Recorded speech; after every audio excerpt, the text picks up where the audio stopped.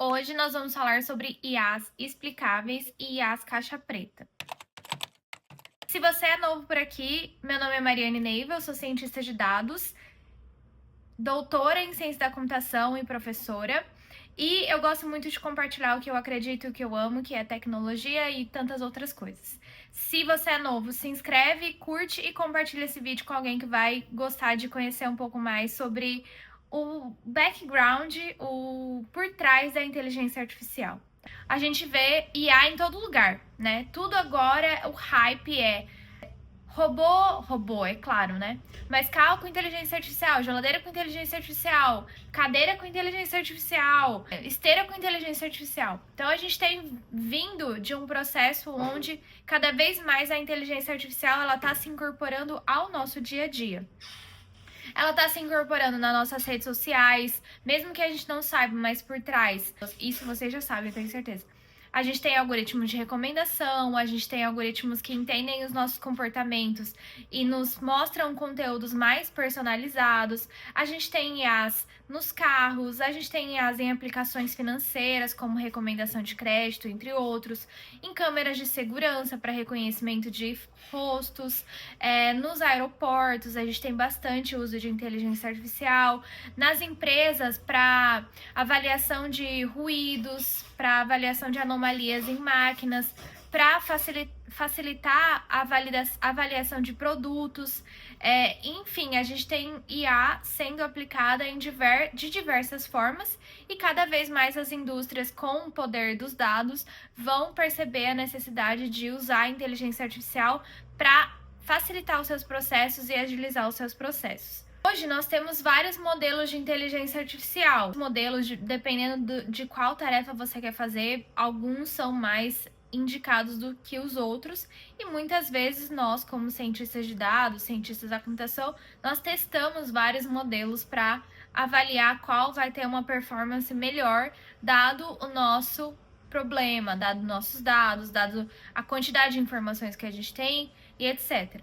Nos últimos anos, a gente vem trabalhando muito com inteligências artificiais caixa preta, que são essas inteligências artificiais que têm nos modelos de redes neurais. Comentei um pouco sobre as inteligências artificiais caixa preta no último vídeo, porque elas estão muito em voga hoje por conta das LLMs, que são inteligências artificiais caixa preta, que as empresas estão querendo desvendar e abrir essa caixa preta. Mas o que é uma inteligência artificial caixa preta? Como modelos caixa preta, modelos em que você tem um input, né, uma imagem, uma informação X, e você não sabe exatamente o que a inteligência artificial está avaliando para, por exemplo, te dar um output de para essa pessoa o empréstimo está negado.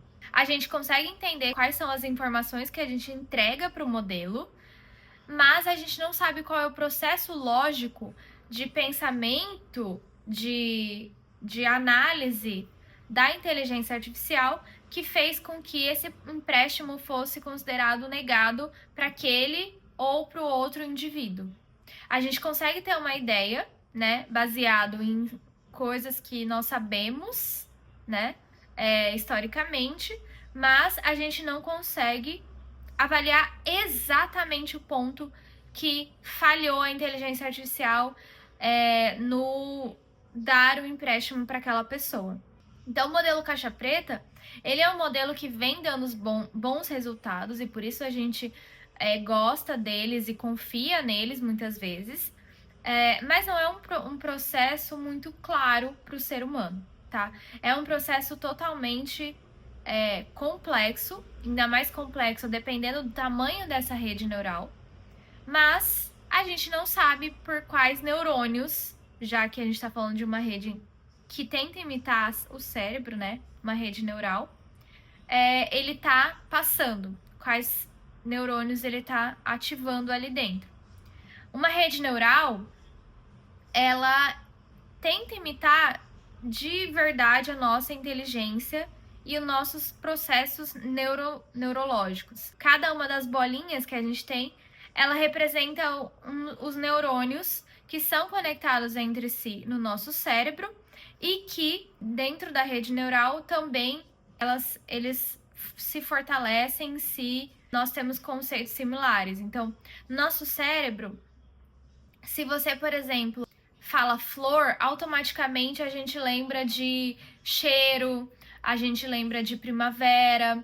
E a rede neural, hoje, até se você assistiu o vídeo passado, você vai perceber que ele também tenta fazer esse tipo de conexão. Isso é o que a gente sabe e o que a gente entende dentro dessa caixa preta.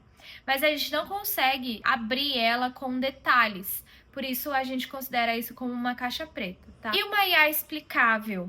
Uma IA explicável é aquela IA onde a IA ela é um chefe que segue uma receita.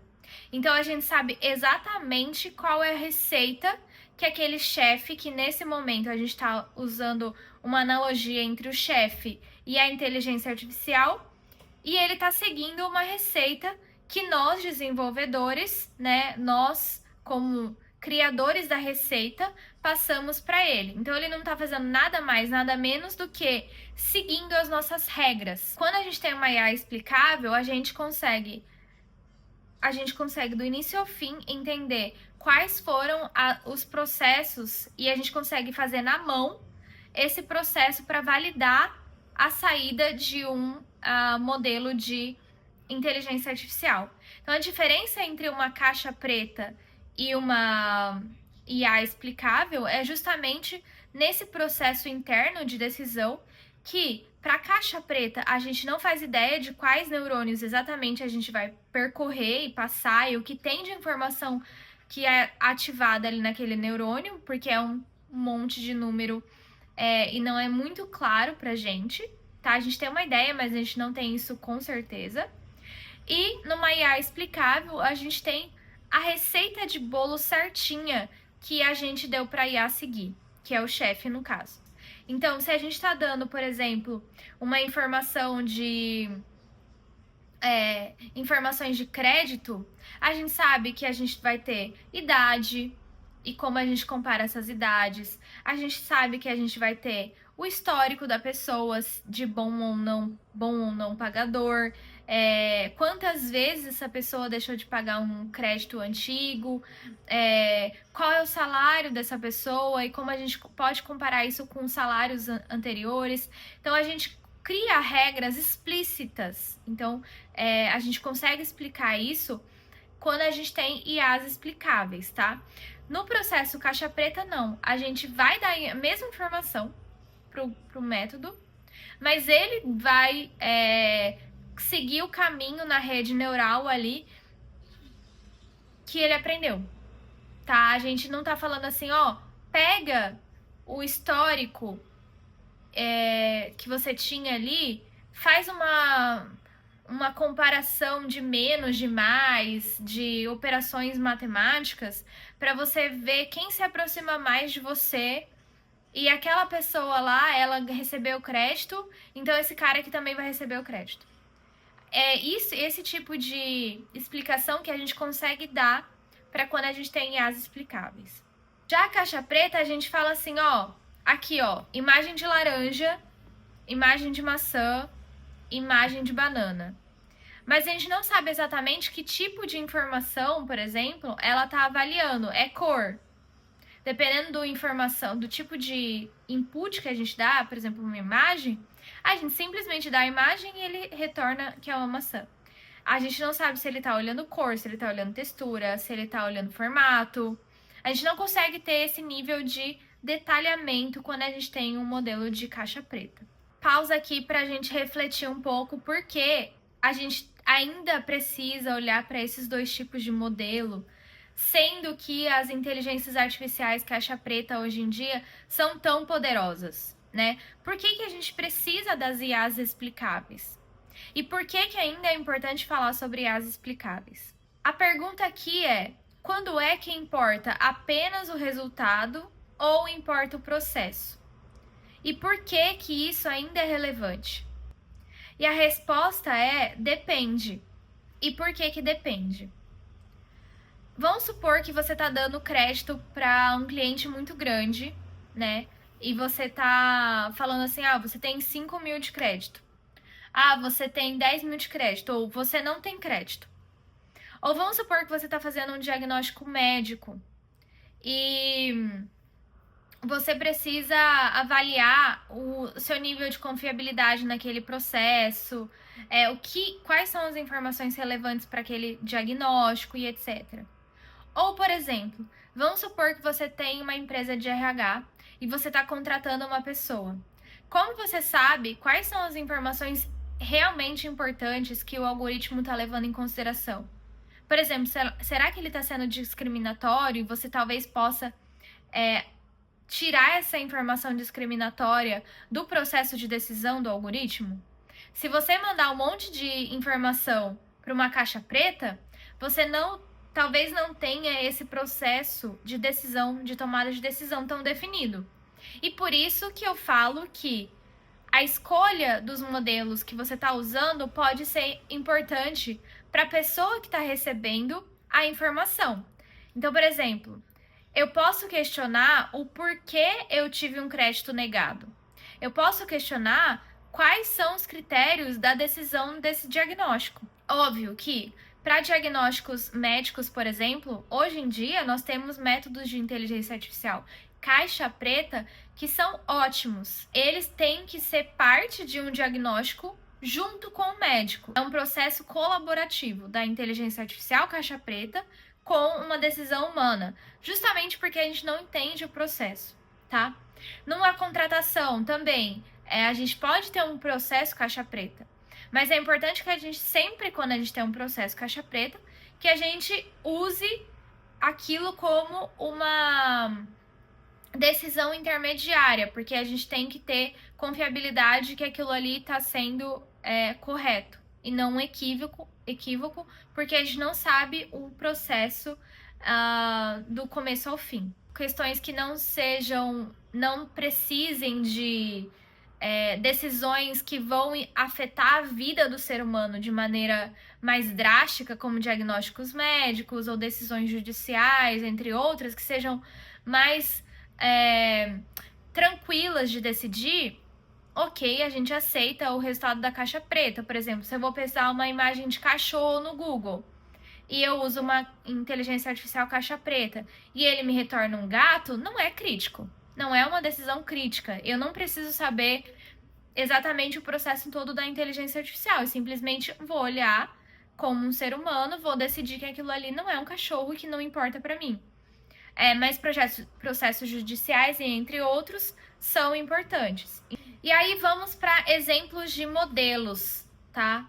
De IAs explicáveis, principalmente, porque IAs caixa preta a gente já sabe que são esses modelos de inteligência artificial aí de LLMs e etc. Redes neurais convolucionais, todo tipo de rede neural, tá? Porque a OpenAI nada mais é do que tem um modelo lá atrás, que é, por exemplo, ChatGPT-4, ChatGPT-O3, que são modelos de redes neurais muito, muito complexas, tá?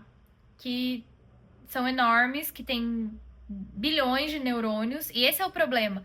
Como é que você vai conseguir seguir o caminho de bilhões de neurônios para entender a decisão dele? É complexo.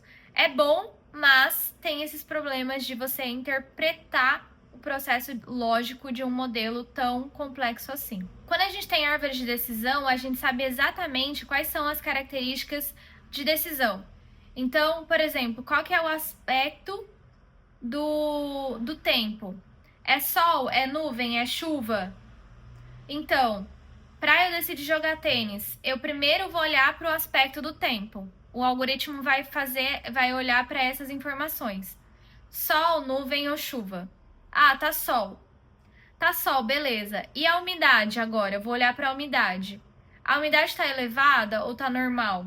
Esse é o processo de raciocínio lógico que o modelo de árvore de decisão construiu a partir dos exemplos anteriores que eu dei para ele. Tipo, tá sol e tá com umidade, então eu não jogo tênis. Tá nuvem, então eu jogo, que, né, bem tranquilo. Tá chovendo. Tá chovendo, tá com vento, então, com vento forte, então eu jogo. O que é meio estranho, porque o vento forte atrapalha no tênis. sabe exatamente a partir do histórico e de como a árvore de decisão é montada, e a gente sabe exatamente, a gente consegue montar esse desenho toda vez que a gente tem uma árvore de decisão, a gente sabe o que o algoritmo está levando em consideração. Então, todo exemplo que você olhar aí de árvore de decisão é um modelo de inteligência artificial que ainda é muito usado. Modelo judicial de decisão tá usando uma árvore de decisão, a gente consegue ver os critérios se são racistas ou não. Por exemplo, se a gente tem aqui como primeiro critério a cor da pessoa, a gente tira isso da base de dados e faz ele treinar de novo sem esses aspectos que são considerados misóginos ou racistas, por exemplo. E a gente só consegue saber porque a gente consegue claramente avaliar quais são as características que a árvore está considerando mais ou menos importantes para, nesse caso aqui, jogar tênis. E aí, o segundo modelo que eu queria mostrar é o KNN.